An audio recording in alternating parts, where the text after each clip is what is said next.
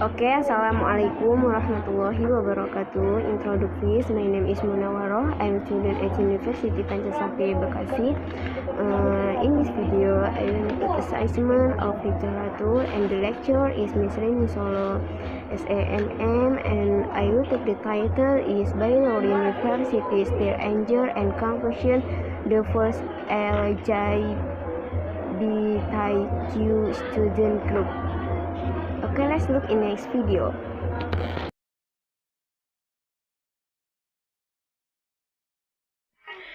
LGBTQ students at Baylor University have been pleading school leaders for years to officially recognize a group on campus, which would not only allow them to meet on campus and qualify for school funding, but also a form for pure identifying students. There is a pledge for them with the university community. The request for recognition by Baylor students has been consistently rejected, but this spring the university's board of regularly opened the door for a change. They faced a non-committal resolution that will allow university leaders to explore the possibility of approving a LGBTQ student group in effort to be a more caring community. Yet the board simultaneously stressed the school was not abandoning its official position on human equality with states.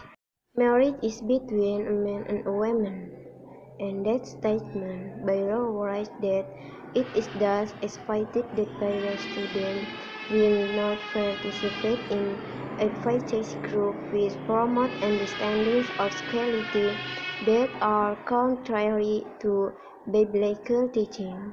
The school's action, education, and concern from both proponents and opponents of the effort to recognize the LGBTQ group on campus, with both sides efforting to agree that Baylor is sending mixed messages with seemingly conflicting stances. What confuses me is like how we're advocating for something, say with Leverkusen. Students like Leverkusen, while the resolution is a step in the right direction, they are skeptical Baylor can create a group that would be predictable to queer students, given their unrelenting position on issues like gay marriage. Meanwhile, conservative Baptist leaders characterized the move of Baylor.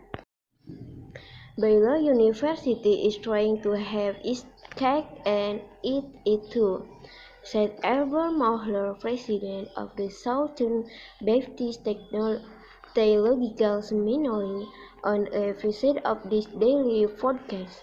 The reality is that it still wants to present itself as, in some sense, a Christian institution, a Baptist institution, but what we're looking at here is just another way of getting to surrender to the moral revolution without admitting that that's where you're going. Whether Baylor ultimately approves a LGBTQ group remains to be seen.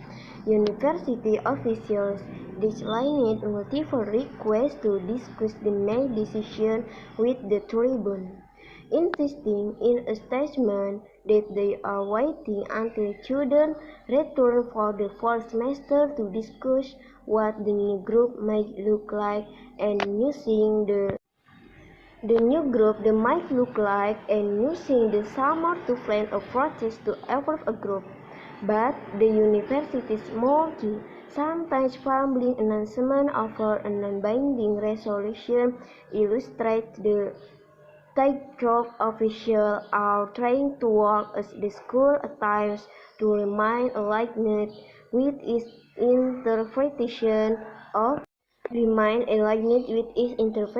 of Christian tenets, while also trying to respond to a changing world where exclusivity and diversity are increasingly emphasized.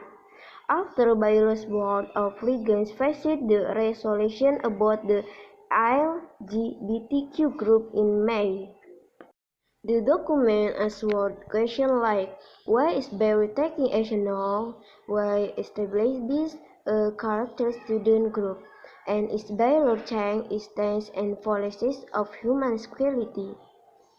And the tone of the document was emphatic to the LGBTQ student experience.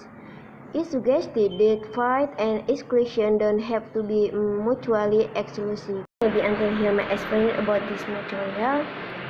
If there's mistake, I will sorry because I still study. Thank you very much. Wassalamualaikum warahmatullahi wabarakatuh.